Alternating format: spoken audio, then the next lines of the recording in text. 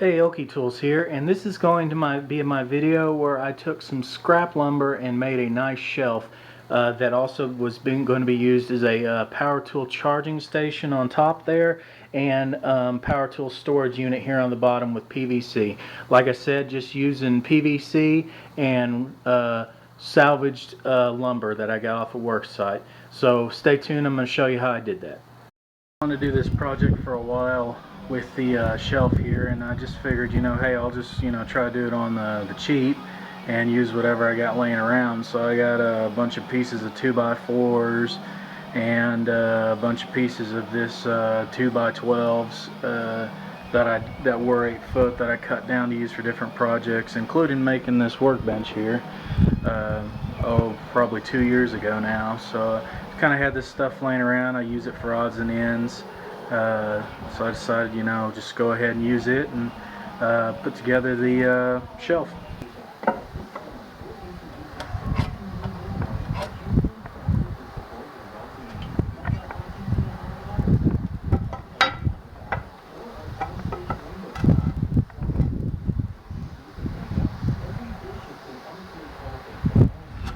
Okay, so a little safety here real quick. I went ahead and screwed that down with the screws that I'm going to be using. That way it wouldn't move while I was cutting it. You want to be safe about that kind of stuff. I'm using my circular saw here, and as you saw in setup that I was filming there, I got that line right there to find out what it was to the end there of that board, and then went ahead and did a line from there across using my square here so that I could find out, because I want it to be angled at the front of these on the front of the shelf. So I'm gonna go ahead and get it cut right quick.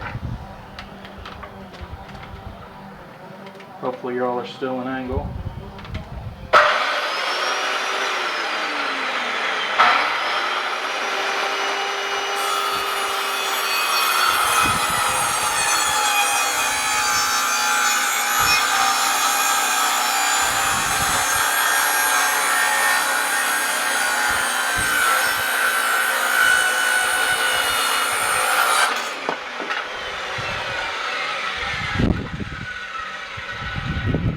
I'll clean that up, and that looks like a nice angle right there. It's going to look real nice on the front of the shelf like that, and I'm going to go ahead and cut the other one.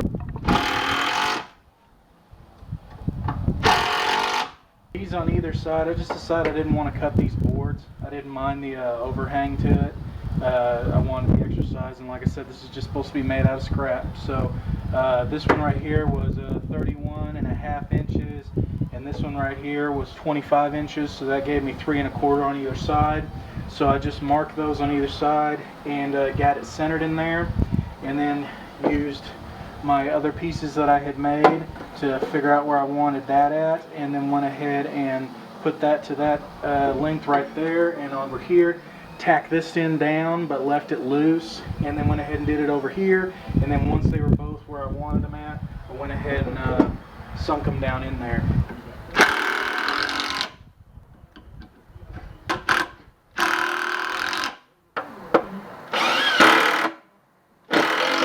There I go, I got it all screwed up, the supports, the back to the shelf and everything. Locate the studs and go ahead and attach it to the wall.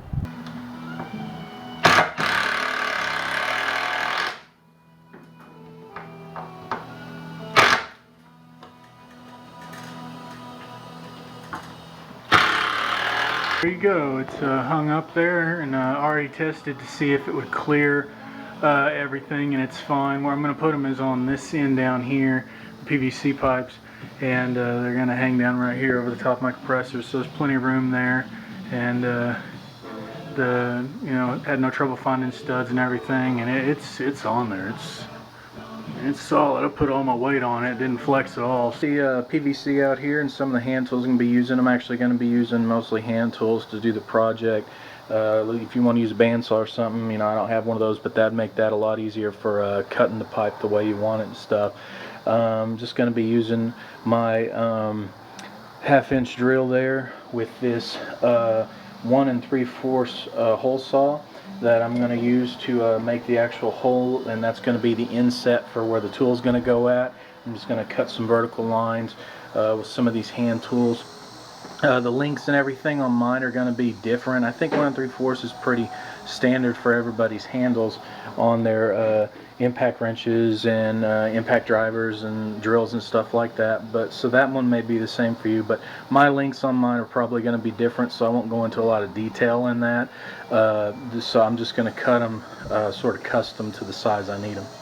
As you see there, I went ahead and made some markings using my measuring tape and my pencil, and then wrapped my measuring tape all the way around it and just drew a circle all the way around there to get my straight edge there. And what I'm going to be doing is I'm just going to be taking my hacksaw and I'm just going to be cutting a little bit all the way around until I eventually get through it. I think that's the easiest way to do it on pipe like that. It appears most people seem to think that way, so I'm just going to go ahead and do that, and that should give me my straight square edge.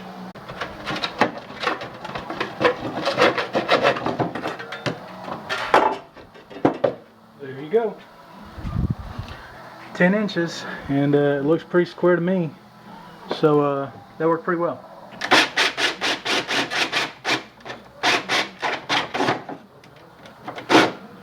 Okay, there's your hole in the middle, your 1 3/4 inch hole.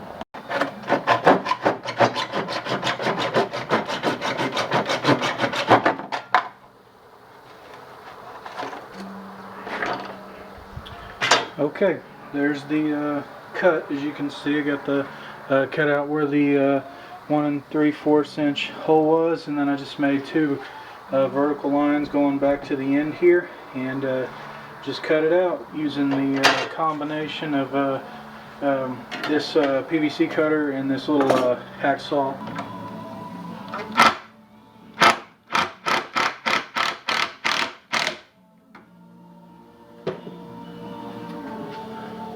Okay, so I got 1 screw at the front and 1 screw in the back, and I may put a 3rd one in just for good measure.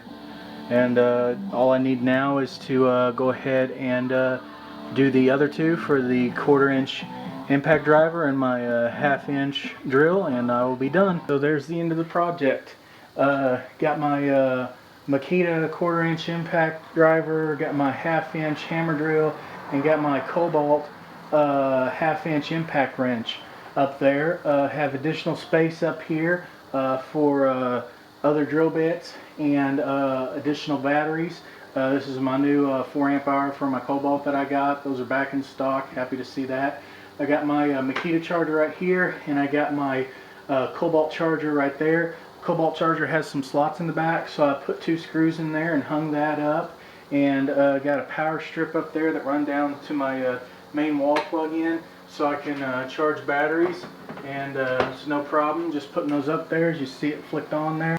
So it's a nice little project. Put some old lumber, reclaimed lumber to use, and affordable PVC that you can get anywhere. I got mine at Lowe's, and it gets the chargers up off the workbench, gets the tools accessible, not in their boxes or anything, just ready to go.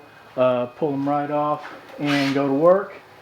I would recommend filing these corners down because they are a little sharp. Well, I'm probably also going to put some black electrical tape right there, just so that it doesn't wear them out going in and out, or just be more careful than I am and you wouldn't have a problem. This was my shelf project for storage for my power tools. Thanks for watching.